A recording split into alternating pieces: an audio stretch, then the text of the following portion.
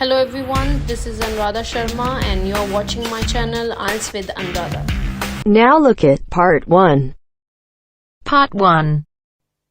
You will hear Joanne describing her home city of Darwin in Australia to a man called Rob, who hopes to go there. First, you have some time to look at questions 1 to 5.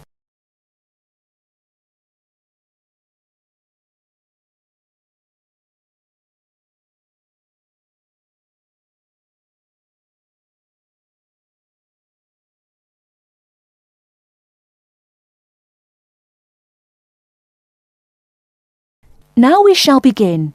You should answer the questions as you listen, because you will not hear the recording a second time.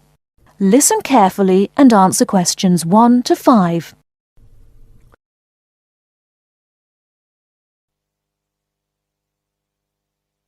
Joanne? Hi, you must be Rob. Nice to meet you. So, I hear you're planning to visit Australia. Yeah, and I really wanted to talk to you because I was thinking of spending some time in Darwin, and my sister told me you're from there. That's right. So, tell me about it. Well, where shall I start? Well, Darwin's in what they call the top end because it's right up at the northern end of Australia, and it's quite different from the rest of Australia in terms of cultural influences. In fact, it's nearer to Jakarta in Indonesia than it is to Sydney, so you get a very strong Asian influence there. That means we get lots of tourists. People from other parts of Australia are attracted by this sort of international cosmopolitan image. And as well as that, we've got the same laid-back atmosphere you get all over Australia, probably more so, if anything, because of the climate. But what a lot of the tourists don't realise until they get there is that the city's also got a very young population. The average age is just 29, and this makes the whole place very buzzy. Some people think that there might not be that much going on as far as art and music and dancing and so on are concerned because it's so remote. I mean, we don't really get things like theatre and opera in the same way as cities down in the south, like Sydney, for example, because of the transport expenses. But in fact, what happens is that we just do it ourselves. Lots of people play music, classical as well as pop, and there are things like artists groups and writers groups and dance classes. Everyone does something. We don't just sit and watch other people. You said it's very international? Yeah, they say there's over 70 different nationalities in Darwin. For instance, there's been a Chinese population there for over 100 years. We've even got a Chinese temple. It was built way back in 1887, but when a very bad storm, a cyclone in fact, hit Darwin in the 1970s, it was almost completely destroyed. The only parts of the temple that survived were part of the altars and the stone lions. But after the storm, they reconstructed it using modern materials. It's still used as a religious centre today, but it's open to tourists too, and it's definitely worth going to see it. Oh, and as far as getting around goes, you'll see places that advertise bicycles for hire, but I wouldn't recommend it. A lot of the year it's just so hot and humid. Some tourists think it'll be fine because there's not much in the way of hills and the traffic's quite light compared with some places, but believe me, you're better off with public transport. It's fine and not expensive. Or you can hire a car, but it's not really worth it. What's the swimming like? Well, there are some good beaches, but the trouble is that there's this nasty creature called the box jellyfish, and if it stings you, you're in bad trouble. So you have to be very careful most of the year, especially in the winter months. You can wear a lycra suit to cover your arms and legs, but I wouldn't like to risk it even so, personally. And there are the saltwater crocodiles too. I mean, I don't want to put you off. There are protected swimming areas netted off where you'll be safe from jellyfish and crocs, or there are the public swimming pools. They're fine, of course. Before you hear the rest of the conversation, you have some time to look at questions 6 to 10.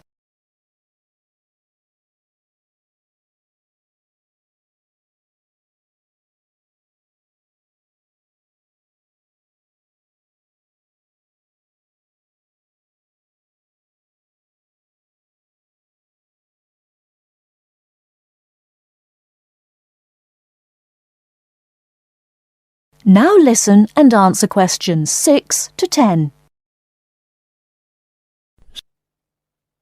So, which places would you specially recommend? Well, one of the most popular attractions is called Aquascene. What happens is every day at high tide, hundreds of fish come in from the sea, all different sorts, including some really big deep sea fish. And some of them will even take food from your hand. It's right in the middle of town at the end of the esplanade. It's not free. I think you have to pay about $5, but it's definitely something you have to experience. Then, of course, Darwin has a great range of food, being such a cosmopolitan place.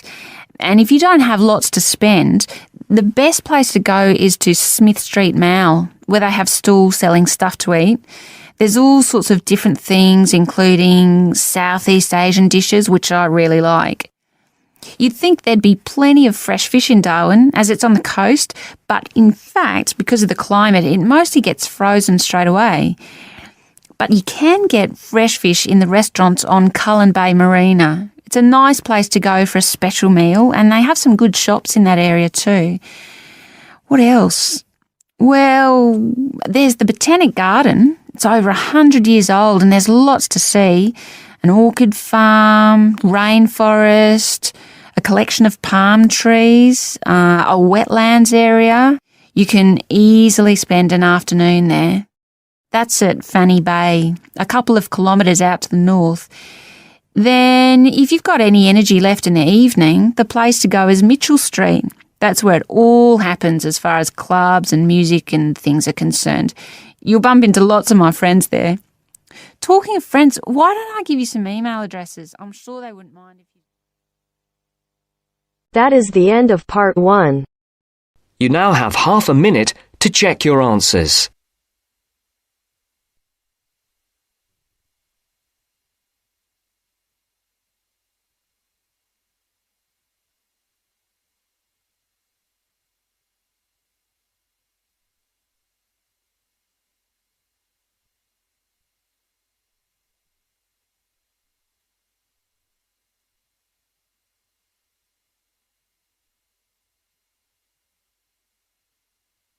Now turns to part 2. Part 2. You will hear a speech given by the head of a company to some new employees.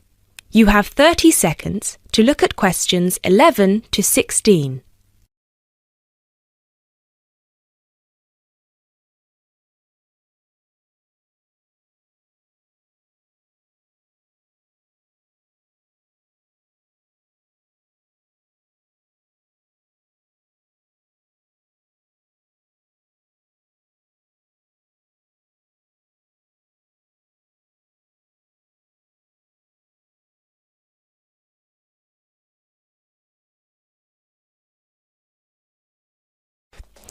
First of all, a warm welcome to Barker's Country Safaris. We're delighted to have you all on board for this season.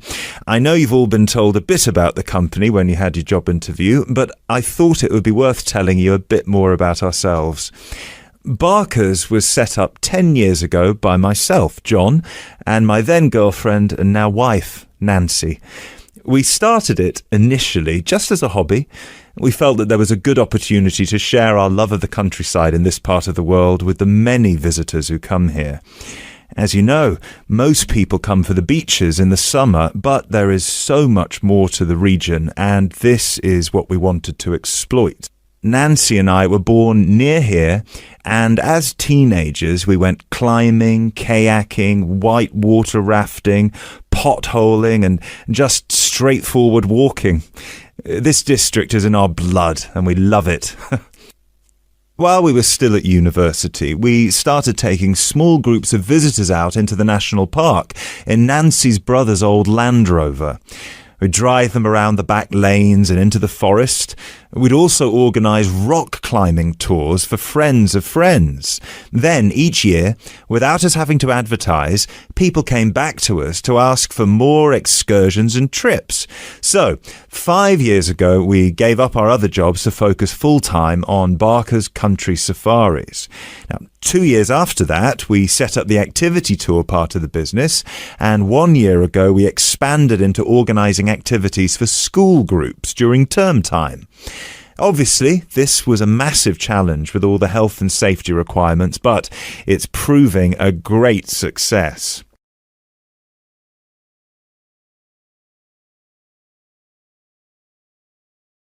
You now have 30 seconds to look at questions 17 to 20.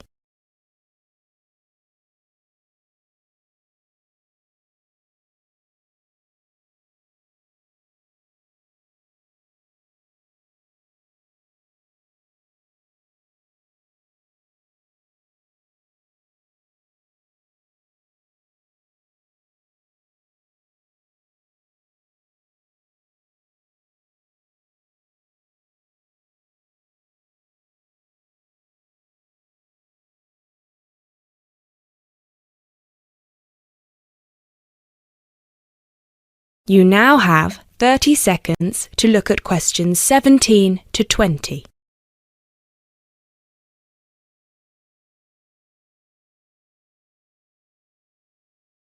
Anyway, we'll certainly not be dealing with school parties during the summer holidays. Our clients for the next 3 months are mostly family parties or groups of friends, and I'd like to talk a bit now about the tours we offer and what your responsibilities will be. Our most popular excursion is the Woodland Tour and Trail. Now, often this is sold out and we have all of our 10 jeeps in convoy with 8 people in each jeep. It's a lot of fun. These tours really offer a taster of what we can provide. So as both driver and guide, it is important that you do a good job here so they come back for the bigger tours. I will talk about the commission package later. As the summer days are so long, we have 3 tours each day, but you will not be expected to work on more than 2 of them. Morning tours start at 8 a.m. and go to midday. Afternoon tours are from 2 p.m. to 6 p.m. and then evening ones 7 p.m. to 11 p.m. All the tours follow the same route and you should have made yourselves familiar with all the key information. This was provided to you in the information pack you were sent when you accepted the job offer. This is important, so if you haven't had time yet, please do so now. Our second most popular tour is the Family Exclusive. Now, this tour is for the whole day and for only one group. Usually it is just one jeep, but sometimes there are 2 if the party is large. These tours go from 10 a.m. till 5 p.m. and include lunch at the Brown Bear in Lower Middleton. We have a number of different routes for these tours as we don't want our premium clients being made to feel that they are part of a large package deal. You will be told which route to take with your weekly schedule. Now, I'd like to move on to these specialty tour packages. These are the ones that we are keen to book people on once they've done the Woodland Tour and Trail trip.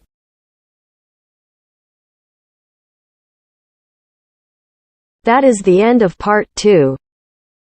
You now have half a minute to check your answers.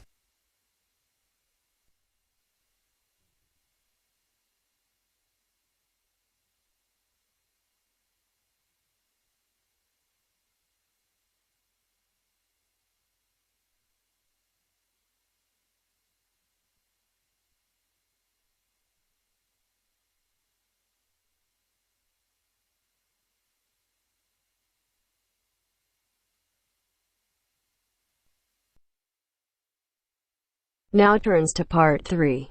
Part 3. You will now hear a radio talk on agricultural regulations. First, you have some time to look at questions 21 to 25.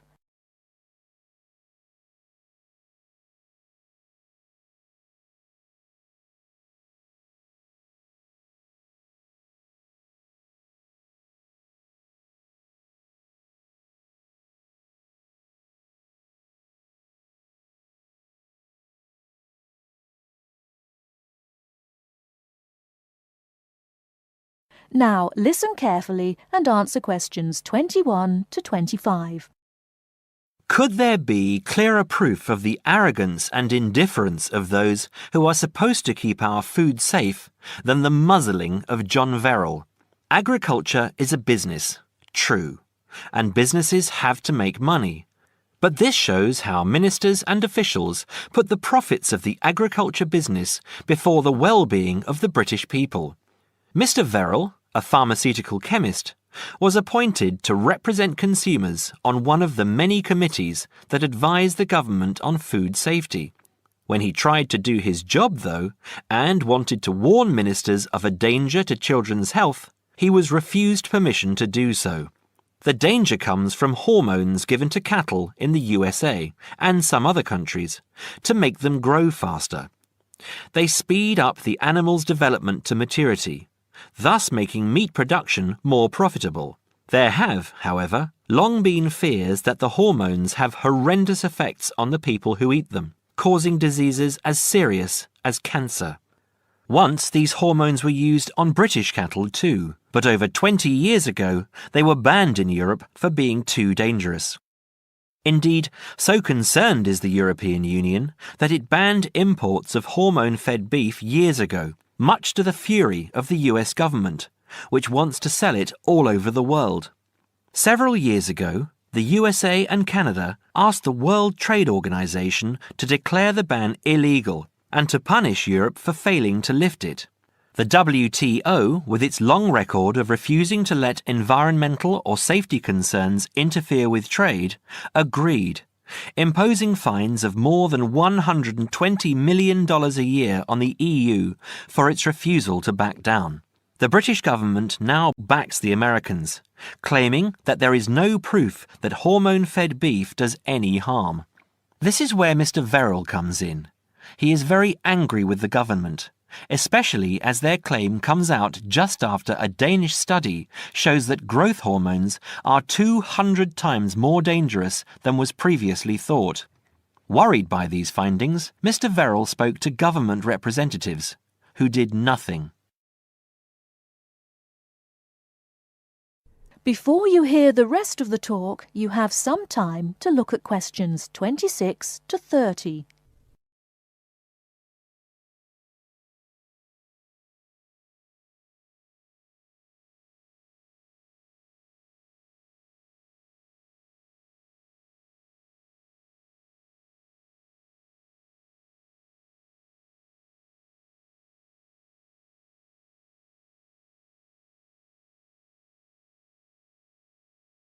Now listen and answer questions 26 to 30.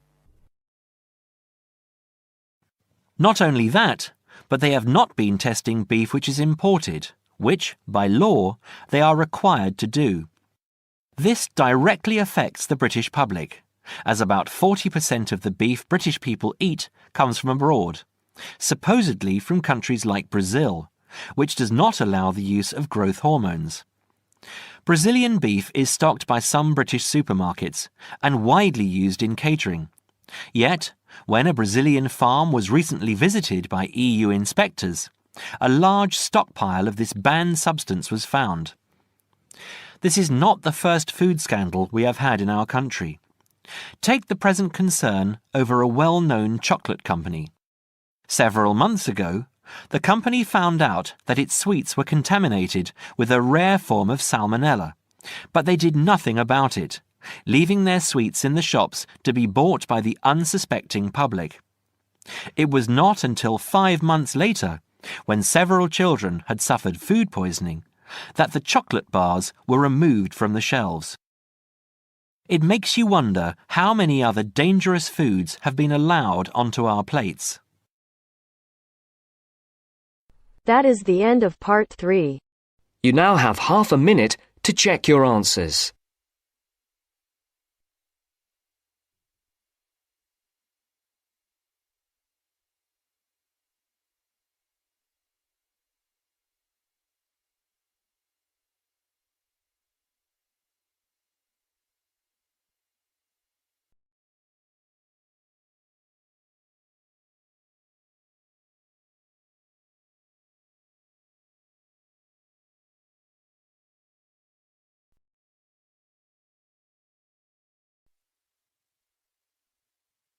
Now turns to Part 4. Part 4. Well, it's the beginning of the digital age, and technology is all set to completely revolutionise the way we watch TV, videos and DVDs and play computer games at home. First, you have some time to look at questions 31 to 40.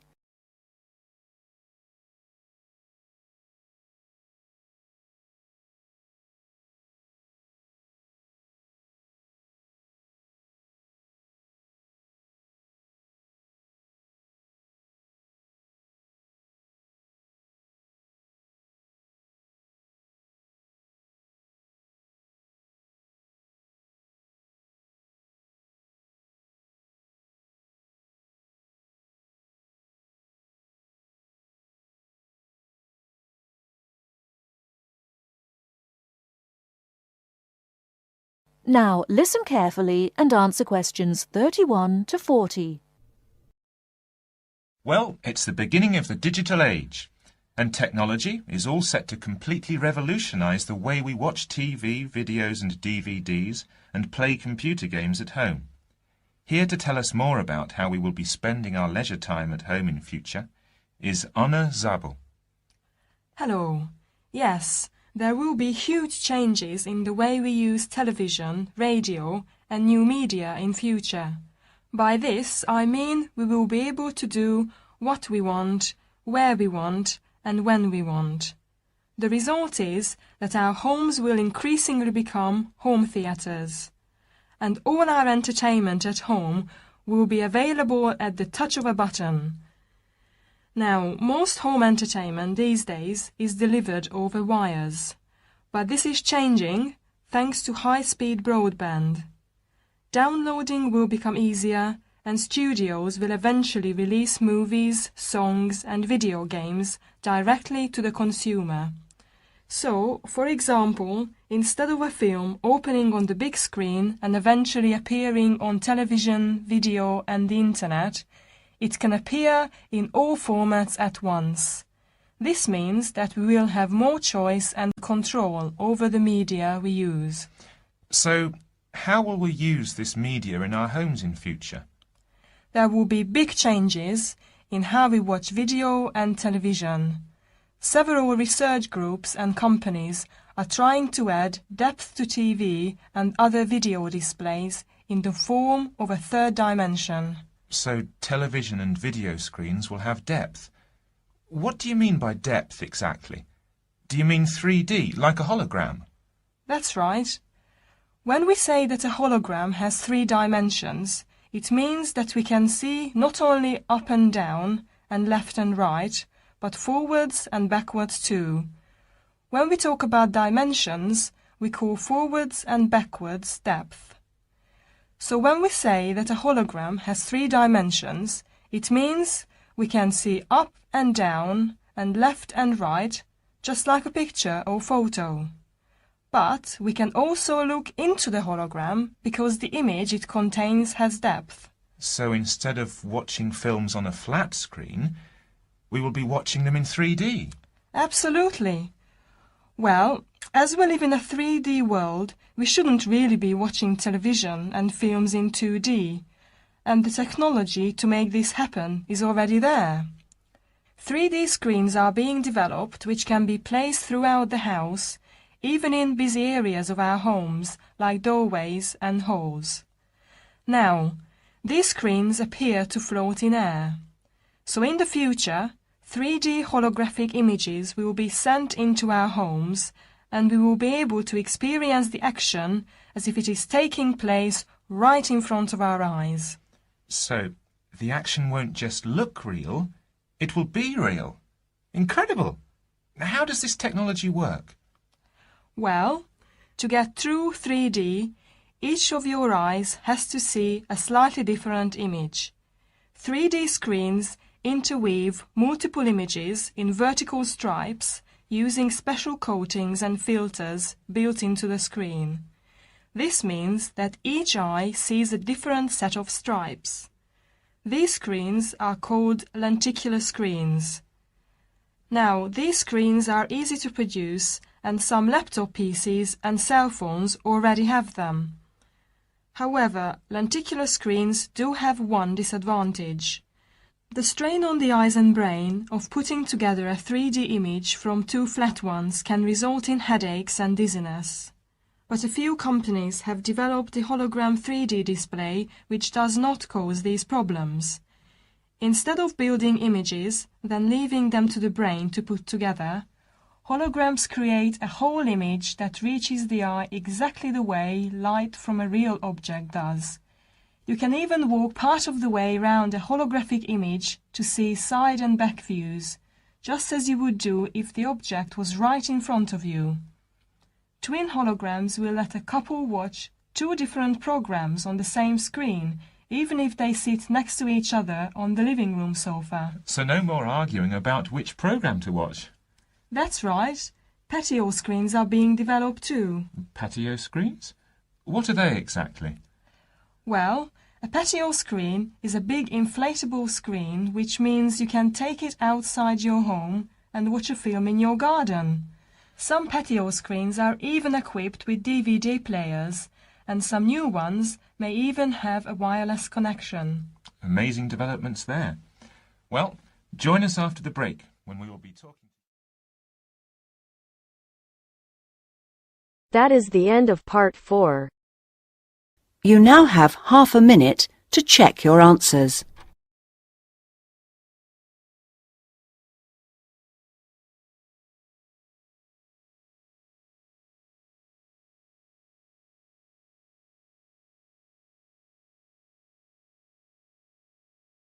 Thank you for watching and stay tuned for more videos.